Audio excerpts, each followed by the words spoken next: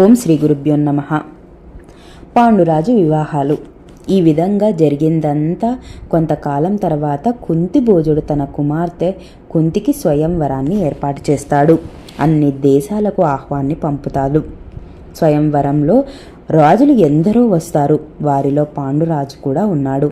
సహజంగా అందగాడైన పాండురాజు అలంకరణతో మరింత వైభవోపేతంగా కనిపించడంతో కుంతి పూలమాలను పాండురాజు మెడలో వేస్తుంది.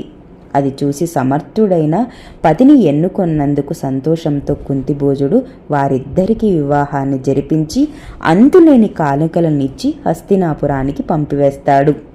భీష్ముడు పాండురాజుడికి మరొక భార్య అయిన చేసుకోదలిచి ముద్రదేశపు రాజైన శల్యుడికి కన్యాశుల్కాన్ని చెల్లించి అతని చెల్లెలు మాద్రిని తీసుకొచ్చి వైభవోపేతంగా వివాహాన్ని జరిపిస్తాడు. పాండురాజు ఇద్దరు భార్యలతోనూ సమస్త సుఖాలను అనుభవిస్తూ ధర్మయుక్తముగా రాజ్య పరిపాలన చేస్తూ దిగ్విజయ యాత్రకు బయలుదేరి 4 వైపులా రాజ్యాలను జయించి విజయుడై హస్తినాపురానికి చేరుతాడు. ఆ తర్వాత భీష్ముని అనుజ్ఞను తీసుకొని భార్యలనిద్దరినీ వెంటబెట్టుకొని వన విహారం కోసం హిమవత్ పర్వత ప్రాంతంలోని అడవులకు వెళ్ళిపోతాడు.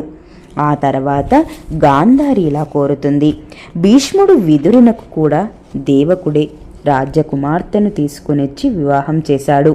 ఆ వివాహం జరిగిన కొద్దీ రోజులకు వ్యాస మహర్షి విపరీతమైన ఆకలితో హస్తినాపురానికి వస్తాడు.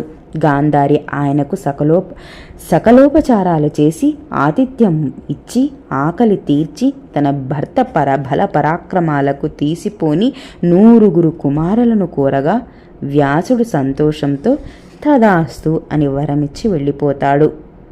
ఆ తర్వాత కొన్ని రోజులకు గాంధారి గర్భవతి అవుతుంది. స్వస్తి.